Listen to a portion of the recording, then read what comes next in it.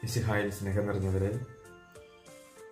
ക്രിസ്തുമസുമായി ബന്ധപ്പെട്ട ചിന്തകളിൽ ഒഴിച്ചുവിടാനാവാത്ത കഥാപാത്രങ്ങളൊന്നാണ് വിശുദ്ധ ജോസഫ്. യൗവന പ്രായത്തിലുള്ള ഏതൊരു ചെറുപ്പക്കാരനെ പോലെ അയാൾക്കുമുണ്ടായിരുന്നു ചില സ്വപ്നങ്ങൾ.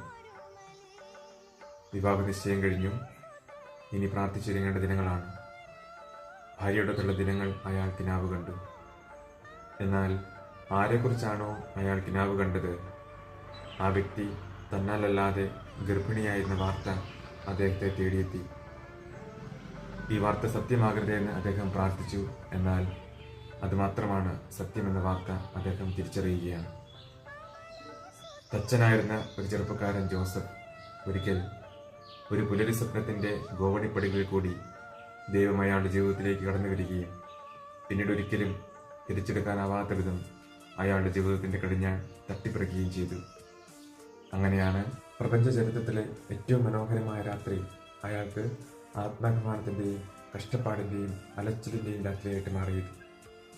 -ഡിഗ്രി ഊഷ്മാവിൽ തണുത്തുറയ്ക്കുന്ന രാത്രിയിൽ പൂർണ്ണ ഗർഭിണിയായ ഭാര്യ മറിയം അവളുടെ ജീവിതത്തിലെ ഏറ്റവും സ്വകാര്യമായ ചില നാളുകൾക്ക് വേണ്ടി കെഞ്ചിയ നേരത്ത് അവൾക്ക് കുഞ്ഞിന് ജന്മം കൊടുക്കാൻ ഉതകുന്ന ഒരിടം തേടിയുള്ള യാത്രയിലായിരുന്നു ജോസഫ്.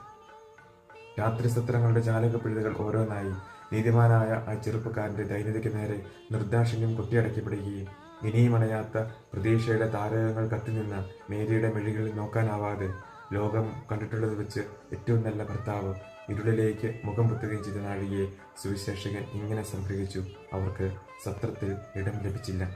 പ്രിയപ്പെട്ടവരെ, ഇത്രയേറെ പ്രയാസങ്ങളും പ്രതിസന്ധികളും ജീവിതത്തിലുണ്ടായപ്പോഴും ആരോടും യാതൊരു പരാതിയും പരിഭവവും ഇല്ലാതെ നിശബ്ദനായി നിന്നുകൊണ്ട് പരിശുദ്ധ അമ്മയെ മാറോട് ചേർത്ത യേശുപിതാവിനെ പോലെ നിസ്സഹായരെയും നിരാലംബരെയും ചേർത്ത് പിടിക്കുവാൻ നമുക്കും പരിശ്രമിക്കാം.